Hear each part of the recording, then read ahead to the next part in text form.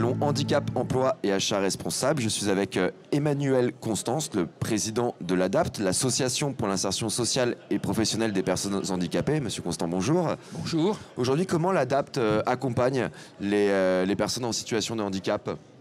Alors nous accompagnons les personnes en situation de handicap de différentes manières, puisque nous avons différents types d'établissements, depuis les établissements sanitaires de rééducation physique, des établissements de formation initiale des jeunes, formation professionnelle, et puis l'emploi, l'accompagnement à l'emploi en milieu ordinaire, et puis aussi nous avons 23 ESAT, dont 17 ESAT hors les murs, très important bien entendu pour les personnes qui ne peuvent pas travailler en milieu ordinaire en entreprise. L'aide à l'insertion sociale et professionnelle, elle est primordiale aujourd'hui quand on évoque la question du handicap ? Oui, pour l'ADAPT, la citoyenneté des personnes handicapées, elle passe par l'insertion professionnelle et l'emploi. Nous estimons que c'est absolument capital et c'est pour ça que nous développons une coopération très importante avec de nombreuses entreprises partenaires, et d'où ce salon d'ailleurs qui nous intéresse tout particulièrement.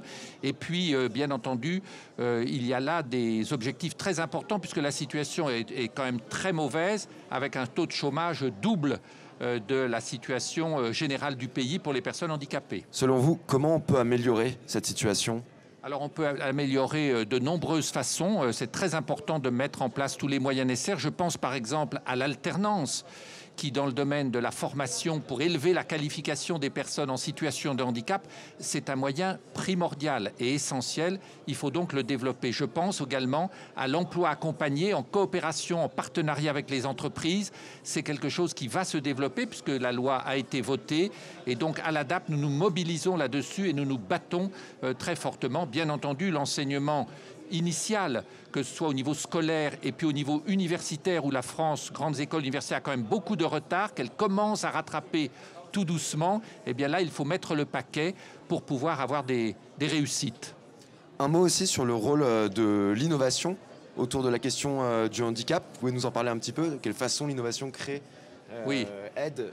L'ADAPT a toujours voulu innover parce que nous estimons qu'il faut bien sûr gérer, il faut militer, se battre, mais il faut montrer par l'exemple, par l'innovation. Les ESAT hors les murs, par exemple, c'est une innovation de l'ADAPT. Notre grande innovation, c'est la semaine pour l'emploi des personnes handicapées, chaque année au mois de novembre. Et au cours de cette semaine, eh bien, nous montrons des tas d'innovations, les job dating, les handicafés.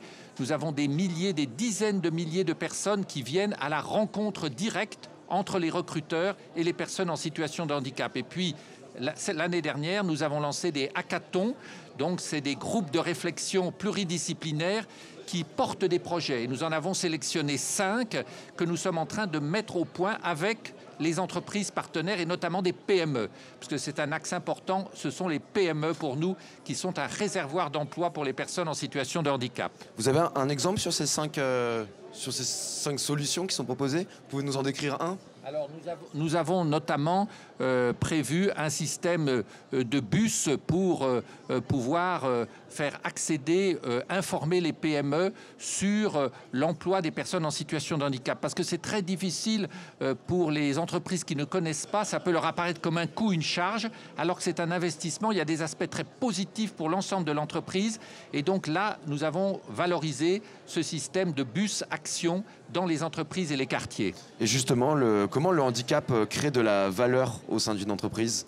Il crée une valeur d'abord parce qu'il participe, les personnes handicapées, comme toutes les autres, participent directement et sont très motivées pour faire avancer l'entreprise. Ça, c'est important. Et puis, de par leur situation, ces personnes handicapées aussi créent du lien. Elles créent une force psychologique, elles rassemblent les équipes et elles changent le regard sur le handicap. Et on voit que la personne handicapée, eh bien, elle veut vraiment vivre et travailler avec les autres comme les autres. Je lisais que 8% des personnes en situation de handicap disent avoir confiance dans la classe politique sur les questions du handicap. Quel message un petit peu ici au salon Handicap, Emploi et Achat Responsable il faut faire passer aux hommes politiques ? Eh bien, le message, bien sûr, aux hommes politiques, c'est que la situation des personnes handicapées mérite véritablement d'être un enjeu très important pour l'avenir de la société française. Et de ce point de vue-là, l'ADAPT interpelle les candidats à la présidentielle et, par exemple, nous demandons un engagement aux différents candidats, on verra lesquels prendront cet engagement, qui est un engagement très fort de mettre la situation de chômage, le taux de chômage des personnes en situation de handicap en 5 ans au même niveau que pour l'ensemble de la population. Certains diront c'est impossible. À l'ADAPT, nous disons non, ça n'est pas vrai. Rien n'est impossible si on se donne les moyens, si on travaille ensemble, les partenariats entre les associations, les entreprises, les pouvoirs publics. Il faut y aller grâce à l'innovation, grâce à la mobilisation de tous. Emmanuel Constance, merci beaucoup et bonne journée. Merci à vous.